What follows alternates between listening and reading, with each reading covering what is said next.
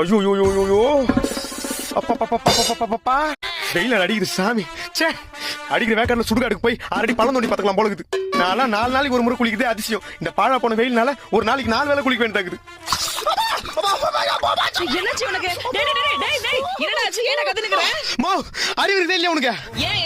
தாயானி, நான் கேக்குற தாயானி, அடிக்கிற வெயில்ல குளிக்கலான்னு பாத்ரூம் வந்தா பக்கெட்ல சுடு தண்ணி ஊத்தி வைப்பா. அறிவு கட்டவனே, நான் எங்க சுடு தண்ணி ஊத்தி வச்சேன்? டேங்க்ல இருந்து வரதே சுடதான் வருது. இது டேங்க்ல இருந்து வரதே அப்படிதான் வருதா? ஆமா, இங்க பாரு. இப்படி எல்லா இடமும் சூடா இருந்தா நான் எப்படிமா இந்த வெயில்ல குளிப்பேன்? போய் பச்சை தண்ணியாவது காய வைமா. பைத்தியமா இவன்? இடி இடிக்குதுமா. இடி இடிச்சா என்னடா இப்போ? அடிக்கிற வெப்பத்தினால மக்கள் எல்லாம் துக்கத்துல இருக்கிறப்போ திடீர்னு சில்லுன்னு மழை வந்தா எப்படி இருக்கும் தெரியுமா?